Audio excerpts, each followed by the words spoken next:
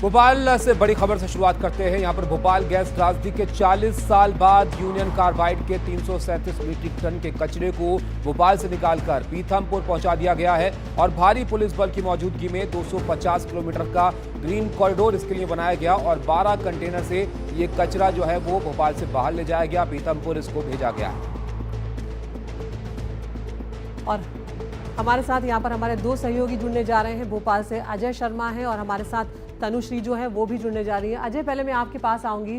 सालों से, दशकों बीत गए, अब उसका इंतजार जो था भोपाल वासी कर रहे थे और हम जानते हैं कि किस तरह की त्रासदी ये थी, किस कदर इसने नुकसान पहुंचाया, पीढ़ियां जो है उसने इसका दंश जो है वो भुगता है। किस तरह से इस कचरे का जो है निवारण जो है वो किया गया और कैसे कॉरिडोर बनाकर निकाला गया, एक प्रक्रिया बताएं हमें पूरी ये वाली।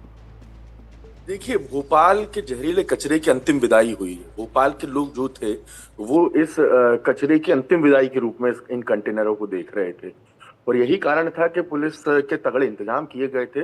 जिस वक्त रात को ये कचरा 9 बजे के बाद निकलना शुरू हुआ, कंटेनरों बड़े यूनियन कार्बाइड की उस फैक्ट्री से, जिस फैक्ट्री से गैस का रिसाव हुआ था, जहाँ 40 सालों से कचरा अपने निष्पादन के इंतजाम कर रहा था, उसके बाद वहां से जैसे ही कंटेनर निकलना शुरू हुए, रास्ते भर पूरी तरीके से पुलिस के चाक चौबंद इंतजाम थे। पीथमपुर तक भारी पुलिस की व्यवस्था की गई थी और जहां जहां से भी होकर गुजरा वहां एहतियातन ट्रैफिक रोके गए थे, जो आमतौर पर बहुत कम देखने को मिलते हैं। इस तरीके से कंटेनर निकलते हैं, बाकायदा कंटेनरों पे भी लिखा हुआ था और सभी मध्य प्रदेश शासन के जितने बड़े अधिकारी थे वो सब वहां मौजूद थे, चाहे पोल्यूशन कंट्रोल बोर्ड के हों, चाहे दूसरे हों, चाहे जिनके ऊपर जिम्मेदारी हो, चाहे लॉ एंड ऑर्डर संभालने वाले हों, वो तमाम अधिकारी मौजूद थे।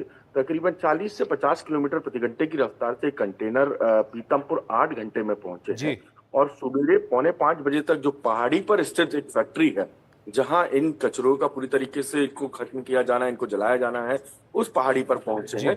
कोहरा एक बड़ी अड़चन बना। रात भर तकरीबन 40 से 50 किलोमीटर प्रति घंटे की रफ्तार से कंटेनर चले हैं, लिहाजा कोहरे ने इन कंटेनरों की जो रफ्तार थी उस पर बिल्कुल। तो एक कॉरिडोर बनाकर इस कचरे को सुरक्षित यहाँ से बाहर निकाला गया। लेकिन तनुश्री, आपके पास आऊंगा। अब 4 दशक बाद इसको मुक्ति मिली है भोपाल को इस कचरे से, अब आगे इसका क्या किया जाएगा यहाँ पर?